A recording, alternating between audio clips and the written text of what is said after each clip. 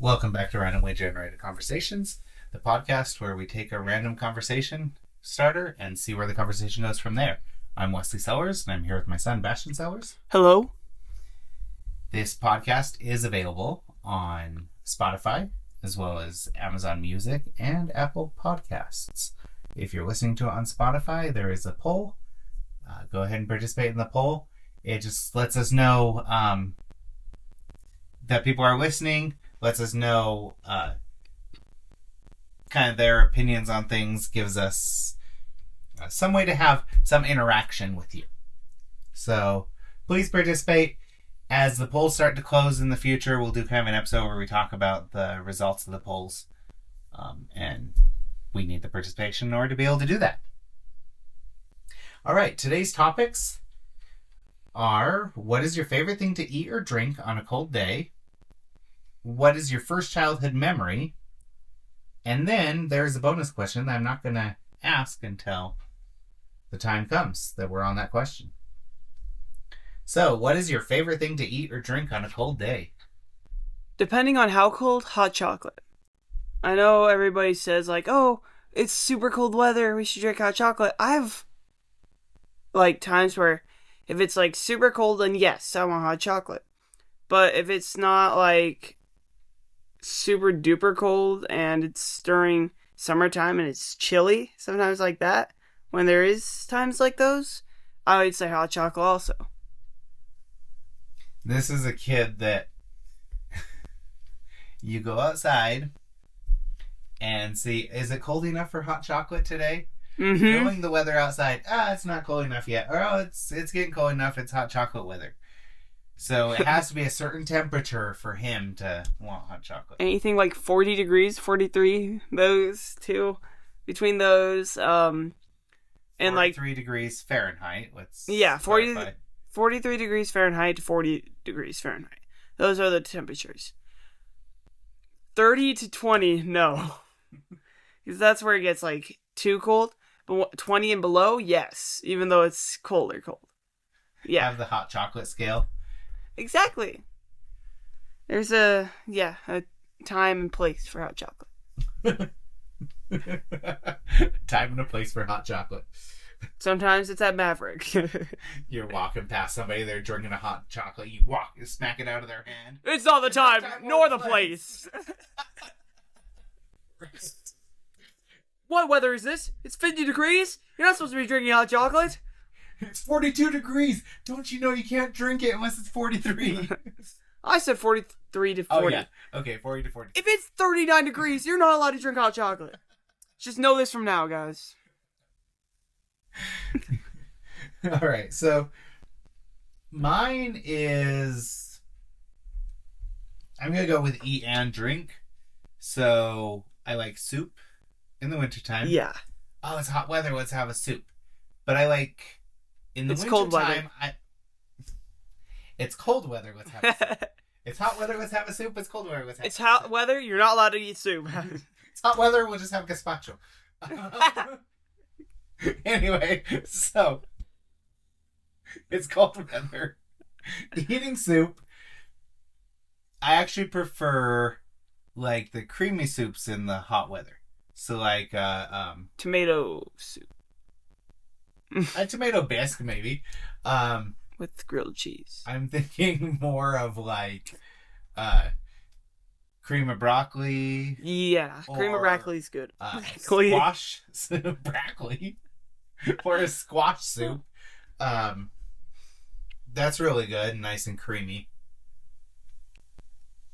When I'm sick, then I like more the light brothy soups. Yeah. I mean, I'll make, in the wintertime, I usually start to make pozole around there. I mean, that's more of a brothy type soup. That's the type of stuff you'll bring to like parties and stuff when there's like the Christmas. It never works when I bring it to a party. It's true, because it turns out the way I make a small batch for home, and it's like, this is delicious. We want to share it with people. Make a bigger batch. Like, and then everybody's complaining too. Everybody's like, this is too spicy, or this is too hot, this and that. The spicy, yes. They don't usually complain to me, but I did have people last time saying it was too spicy. And then for drinking, I'd say tea, right? Wintertime, good time to have a hot tea. Summertime, good time to have a hot tea. Fall time, good time to have a hot tea. Springtime, good time to have a cold tea. or hot, right? I like... So I'm going to throw this out there, even though it's not even closely related to what we were talking about. Fall or spring or summer and winter? Fall and spring. I agree there. No brainer. I don't even have to think about that, really. Because it's the nicer weather. It's either getting colder or it's getting hotter. Because I feel it's the interchange, which is amazing. Summer's too hot, winter's too cold. Fall and spring fall perfectly.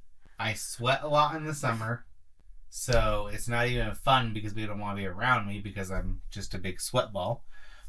And then the winter time, my bones just don't, or joints don't work the way they used to when I was younger. I used to love the winter time, and now I'm like, oh my gosh, it's winter time. Where's my cane? Right? You're not that old yet. Close. I turned the corner and starting going down the hill, right? Mm-hmm. Yeah, so I love like a good ginger tea. Ginger tea, lemon good. tea. Mostly herbal. I don't do a lot of caffeine much anymore. My body just doesn't like it. And so I'll usually choose a herbal variety, but I think we also talked about this beforehand, or maybe not, but unsweetened. Yeah, unsweetened stuff is good. Like, very seldom. Yes, on maybe like a lemon tea, or if I'm having a tea that's supposed to be a little bit sweeter, like a chocolate mint or something, I'll put a little bit of honey in it. But in general, I'll eat my teas without any sweetener in it. No sweetener, no sugar. I don't do artificial sweeteners anyway. Nothing against those that do. My body doesn't process them very well. And so, I've gotten used to unsweetened things as opposed to artificially sweetened things. Then you go to the opposite side, Leandra, who, if it's not sweetened at all, she'll ask you to put like 5 cups of sugar in it, a bunch of honey. That was that way when I was little. Not me. My taste buds have just changed over the years, and it was like probably 10 years ago that I started preferring my teas without sugar. Yeah, when you start preferring like dark chocolate and stuff like that too, that's when you started preferring teas without sugar. Yep. 10 years ago. It might have been more than that. I was born 10 years ago. Whatever. No, I was still born. That's what I'm saying. I was still alive. I am still alive. I was alive 10 years ago. Now I'm just a zombie. Thanks for the podcast. No, so... Zombies making podcasts. Yeah, you were 5 years old. 10 years ago. I was 5. It might have been more than that. But it's funny because my tastes have changed over the years, and so has my wife's. So it's a little off topic, but I used to like cooked salmon and cooked fish. Lately, it's really hard for me to eat cooked salmon. I have to eat my salmon raw in like a sashimi style, and I've learned how to thaw it correctly and how to prep it because that's how I prefer my salmon. I used to, if I had a tuna steak beforehand, used to want it cooked all the way through. Now I just sear the sides and prefer the red in the middle. My wife was the same way. She would not eat sashimi at all. The idea of raw fish just gave her the heebie-jeebies. And now she has the same preference. When I started eating dark chocolate, she didn't like dark chocolate at all. She liked milk chocolate. Now, neither of us can eat much milk chocolate. might have a cube here or there, and then I'm like, oh my gosh, that's way too sweet. And I go back to my, 80, 85, 90% dark chocolate. And you always love salted black licorice, and Mm-hmm. Mom never does. So never mind. On that one yet. But with the teas as well, she started to drink them more unsweetened, where she didn't used to be able to. So yes, cold weather, a creamy soup, and an unsweetened tea. Maybe some salted black licorice. That's year. what my grandparents would do sometimes when we went over. I remember one year they had this place, like this Dutch place, and they bought us some salted black licorice. So it was fun. Dutch store down there, and they celebrate the Christmas with Sinterklaas. And the person that kidnaps children, if they're being bad, but if they're being good, they get candy canes. Yep. That's what they gave us, was candy canes, because I was being a good child. Black licorice candy canes. That actually would be good. Delicious. I think they have those. You're trying to find them. I think they do have those. Okay, so, speaking of black licorice, this has nothing to do with it. What is your first childhood memory? Eating salted black licorice. No, my first childhood memory was, I think it was 3 years. I was 3 maybe. Was that the Mario? Ago? Was that my Mario birthday party? Was that when I was like 3 or something like that? 3, yeah. Okay, because I remember that, and I remember the different things that happened there. Even though some of them may be foggy in my brain, it was a day to remember. Those things go into your long-term memory. That's what we've learned, that certain memories and stuff will go into your long-term memory if it was a day that you loved so much. Well, that was one of our first and only times that we've done a birthday party. Doing a big birthday party. I mean, I made this cake with a marshmallow fondant over it to look like a coin block. I hollowed out the center, put gold coins in there, so as we cut open the question mark, the coin block, I remember that. Coins poured out. Mabel made a piñata. It was a chain. Yeah, it was a chain chomp piñata. And from hand, and it was really cool. And Caleb was a boo. He was in my mom's stomach. I think he was a boo. That's what you guys did, King Boo or something like that. Yeah, I remembered that. I remember that, or if she was dressed as a Bullet Bill soda. Boo. Yeah, because she was pregnant with Caleb at the time. We put paper mache bullet bills on top of the sodas, so they were bullet bill sodas. Fishing games with Cheep Cheeps. Yeah. The turtle shell, I don't remember what that was. We had cupcakes that were had green and red for the mushrooms, and they had little fondant spots on them. Yeah, I remember, I can remember a bunch of things from that birthday party, yet some of the memories are foggy. But, I remember it a lot being one of my favorite things that I did. That's what we should do. It's reenact an old birthday party and do this again. Mm-hmm. That would be so much fun. So I think we had little, party favor things that we would give people to, take the candies from the piñata. And did we have a Goomba hat for that too? Well, we had the Goomba hat. That's for sure. We got later, afterwards. Oh. But we made little bomb-oms to put the candies and stuff. Oh, okay. I didn't remember that part. But I remember something with bomb-oms, so I guess it was that. Mm-hmm. But, yeah, then you had the little question mark boxes, that other question mark box, too, that we have, that I think we also got from the birthday party. Mm-hmm. We also had Mario Yahtzee or something like that. Yep. Yeah, you were really into Mario. I think I still am. Mm-hmm. Well, I think I am still into the Mario games. Like the new Mario RPG that they bring. That one's a fun one.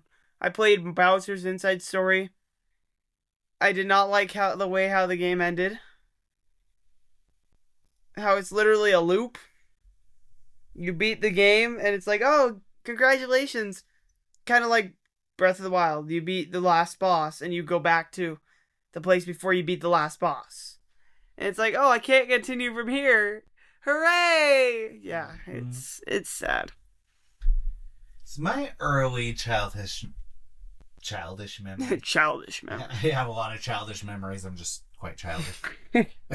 My earliest childhood memory, I don't even know when it was, how old I was, and it's this brief second of this red carpet. It's the same carpet that was in my Oma and Opa's house, my grandma and grandpa, on my mom's side. And I swear it was when I first opened my eyes. They say kids don't remember anything from back that far. Well, I don't remember much. I just remember opening my eyes, being on the ground, and seeing this red carpet. I remember opening my eyes and seeing you guys. I couldn't even walk or anything at the time. I was just laying there playing on the carpet. And so that's my early childhood memory, and it's still vivid in my head to this day. That's weird. And then it skips quite a while before I remember much. I hit my head a lot as a kid. But I still have that vivid memory of that red carpet. Back then, you would actually get, like, injured for fun. Right? Nowadays... You go outside. Yeah. Just go get injured in a video game. You'll Exactly. be safer. Saves us the medical bill. That's my friends over here. They'd rather play video games with me than when I go over to their house. We don't go outside, play on the tramp like I want to. No, we just go stay inside, play video games, and all that stuff. But, like, it would be so much... Because I'm still a kid, very much. Even though I'm a teenager and I'm still a kid. But, like, deep down, I'm, like, a kid. Like a 5-year-old at heart that loves still jumping on trampolines because it's so much fun. I was a teenager. I loved trampolines. I know. But, like... 15, 16, 17, I know some 35. people that don't. What? I know some people that don't like trampolines, and they think that they're teenagers, they don't have to like them anymore because, oh my goodness, I'm too cool for this, I'm too cool for that. No, I think, you know what, trampoline, have as much fun as I can. You're never too cool for anything. That's what I've learned. You're not too cool for school. People say that line. It's just... Even at 40, I'm not too cool for things. It's true. I mean, I sit down, I watch Bluey. I read Not Blue Mama again. Destroys the World. There are plenty of things that we do that, like, seem like childish things to other people, but maybe fun for us. That's what I think. One of the things there is I have always enjoyed playing video games with you guys. I've always enjoyed that too. And so some people are like, oh, but you're an adult playing video games. Why would you waste so much time on that? It's a time to connect with you guys, to have fun, to laugh, to just be silly. We do that in other stuff too. But if you guys are going to enjoy it and want to play, why shouldn't I want to join you guys and know what you guys are doing? Yeah. It lets me know what you're getting into, what you're doing. And I feel some of our best conversations have sometimes happened during there. Because I'm telling you my secret as my son. I shouldn't tell you this. But I feel sometimes when you're playing games, you guys let your guard down a little bit more. And you're a little more open and honest. I guess I better not be honest. I'm just kidding. No, but I think you guys realize that. Yeah. Open and honest because you don't feel like you have to hide or be putting on the show. And so you just kind of open up about things. And yeah, when you guys have struggled with different problems, friends or different problems in the past, those are the times that it's come up. We ask you, hey, what's going on? What's going on? Nothing. But then it kind of comes up during those times when your guard is not up. And I love that. And I have friends that wish their family would play with them, like video games. Because I have one of my friends that he doesn't play that much. Like, he plays by himself. And he so wishes, like, some of his family members would play with him. And I have other friends that also wish that, like, oh, they play with their siblings, but their siblings don't have as much fun with them at all. Mm-hmm. That they like, you know what, I don't want to play with you, this and that. That they wish their parents would play with them. So I think that it's a great opportunity to play with you guys, video games. So I find that something that's really fun. Oh no, the bonus question that I do not know. A question. And I want you to really think about this, right? So a portal to another world opens in front of you. You don't know how long it will stay open or if you'll be able to get back after you go through. What do you do? How old am I? Choose an age. If I was in like my 80s and different people had left and I wasn't doing like my best, I probably would go through that portal because maybe I could find some sort of thing to cure me. If I was like sick or something like that, like I'm in my 80s, I'm sick or something like that, and people I care about, certain people are not here still, I'd go through that portal, check out what's there, because I'd still be able to explore still, see a new world.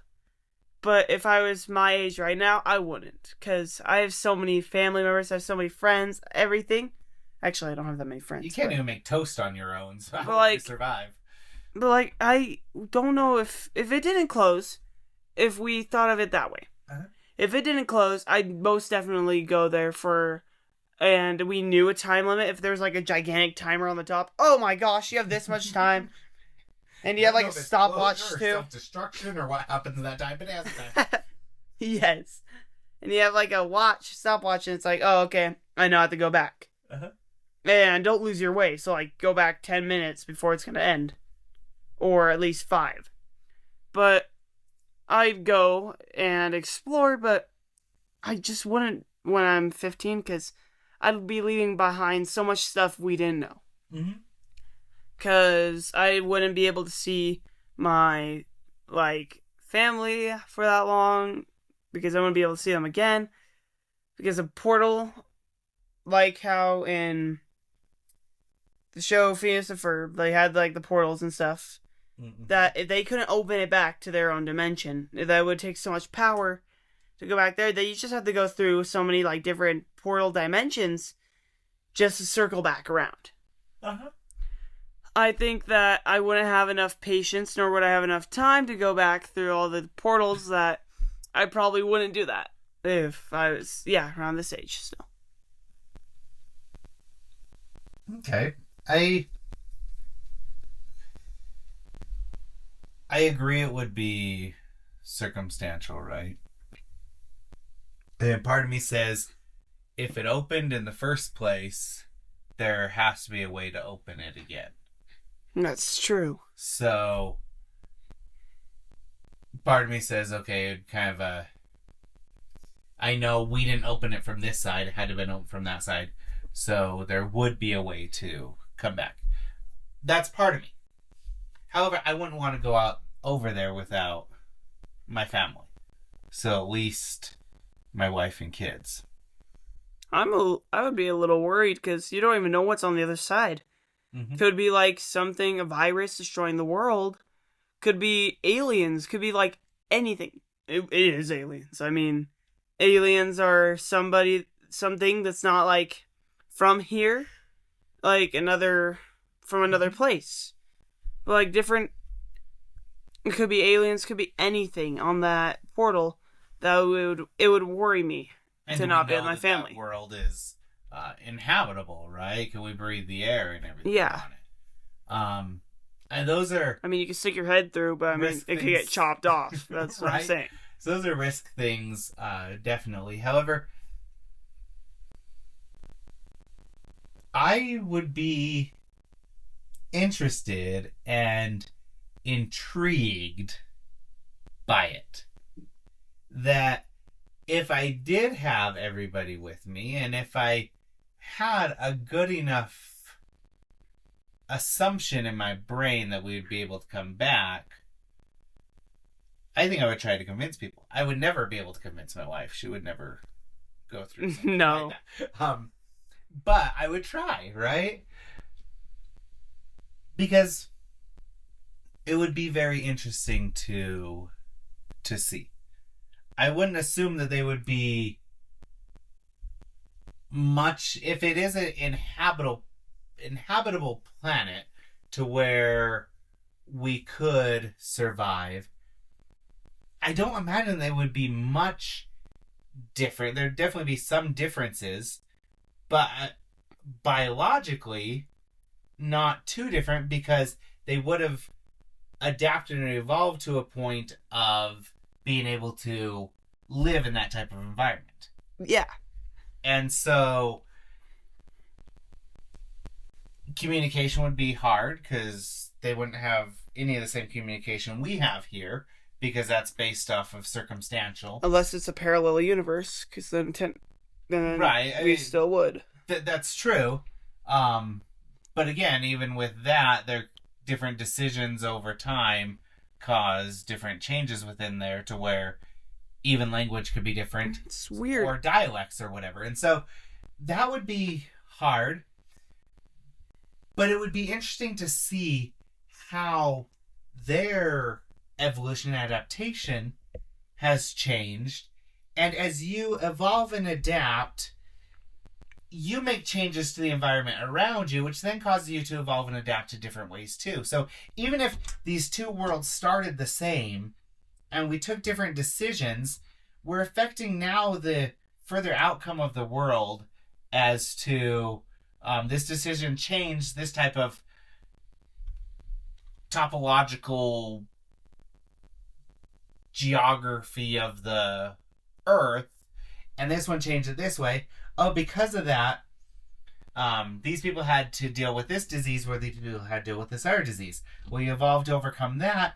They evolved different ways. Well, now these people eat more of this, and these people eat more of that. So you're growing more of this crop over here, growing more of that crop over there, and now that's changing the soils and everything. And so you have this long-term change over time. So even if they started the same, there's this change.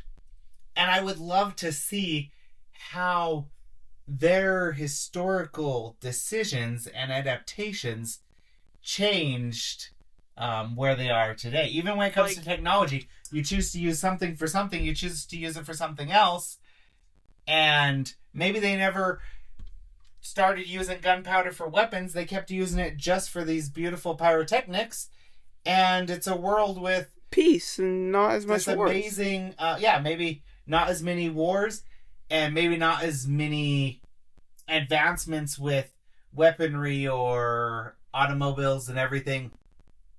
But yet they advance it in another way, and it's this beautiful world with all these cool colors and stuff.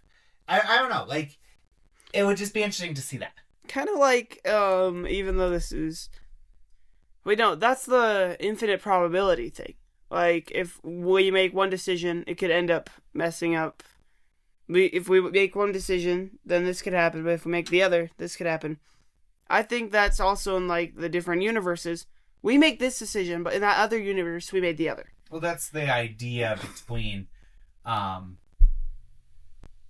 some of the dimensions and multiverse type things, right? I'm not going into Marvel multiverse. I'm going into the idea here. There's theories that every decision you make, an alternate version of yourself made the opposite decision. Mm-hmm. And every decision point is a break off to this new reality, to where each one of us has an infinite number of realities based off of every decision we make, and now breaks into a new reality. I've died in a couple of my realities. We're living this reality that has made these decisions up to this point.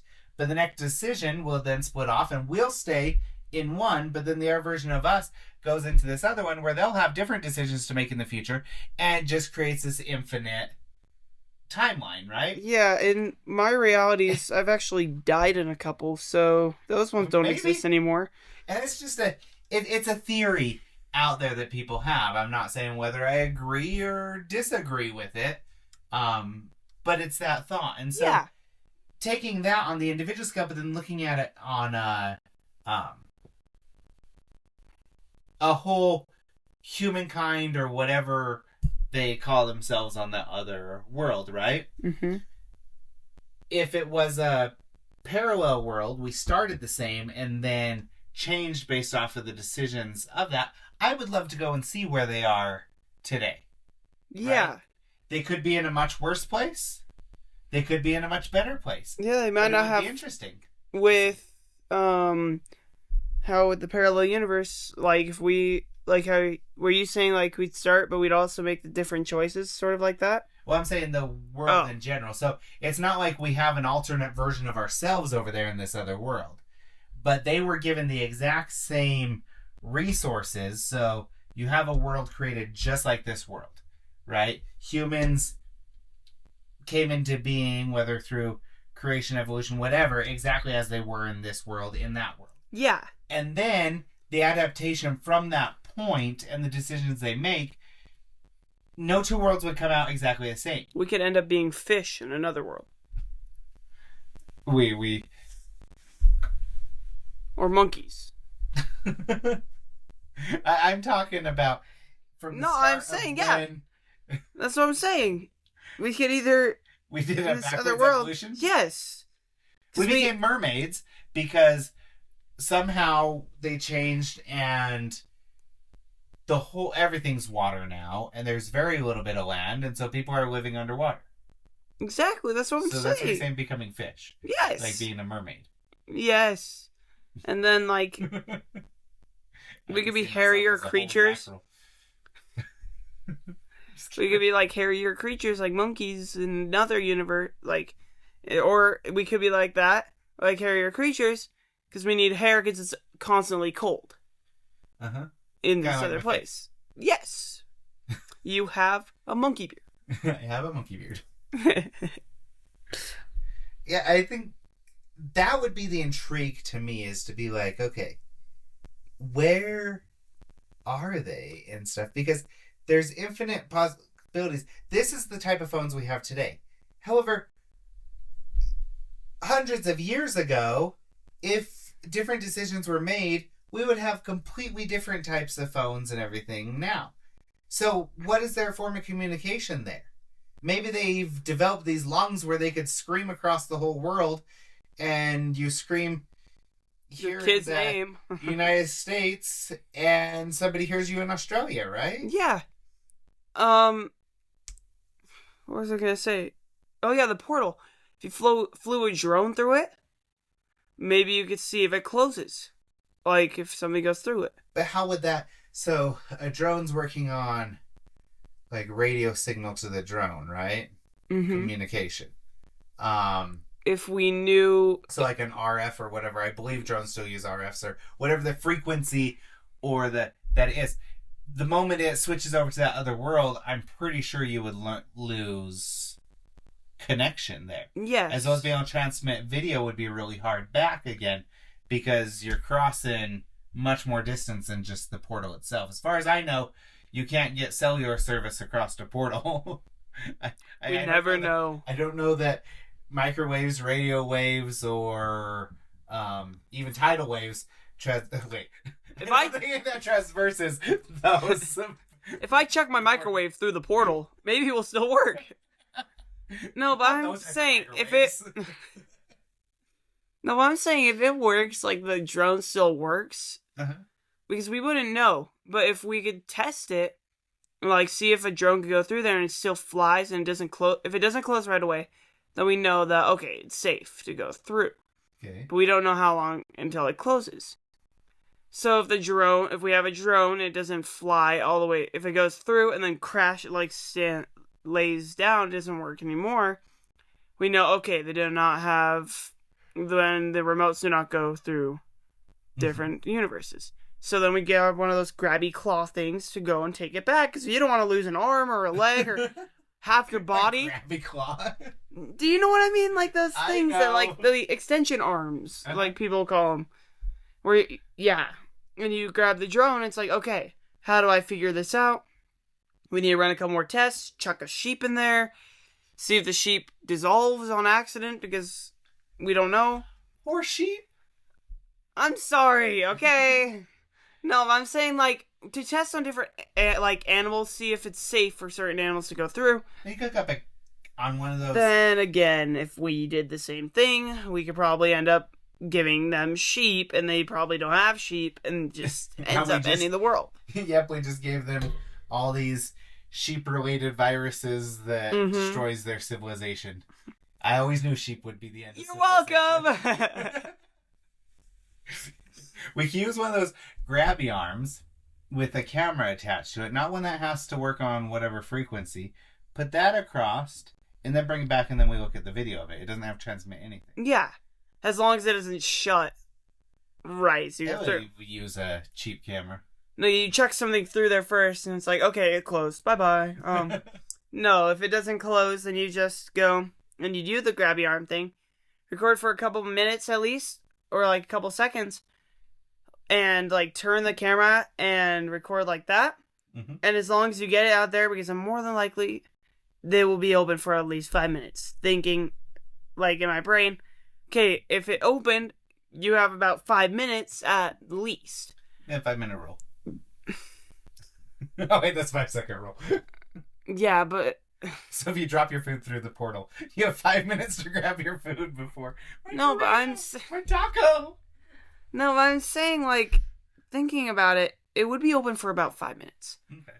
Because if you think, oh, portal opened, okay, well, 5 minutes how their long? time or our time, because time is relative. Well, more than likely, our time could be like 5 minutes, theirs could be 10. Uh-huh. So they're like, okay, we have this open for 10 minutes, and we're like, okay, we have this open for 5 minutes. We want to record. If you record for 2 minutes in that place, we've recorded for 4 minutes. So technically, if you think about it, we've got so much information that we pull the camera back. Footage for 5 minutes of time. Mm-hmm. It's like, okay, or if we're recording for 2 minutes and theirs is 1 minute. So we go over there and record a podcast. And hey guys, double the amount of time. Hey, so we're back and we're in an alternate dimension. No, but like, yeah, we would be recording. Could be 10 minutes their time, 5 minutes our time. We have so much footage. Because 10 minutes of footage is a lot. 10 minutes of the camera just being waved back and forth because we can't get it further than right there. Unless we have a really long grabby arm. Yeah. So, but no, like, yeah.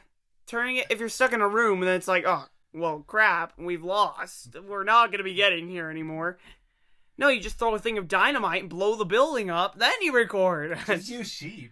Yeah, just use sheep. Get the virus. I think that's the thing we need to take from this. If a portal opens, put Chuck a sheep through and just assume it's going to end their civilization and walk away from the portal.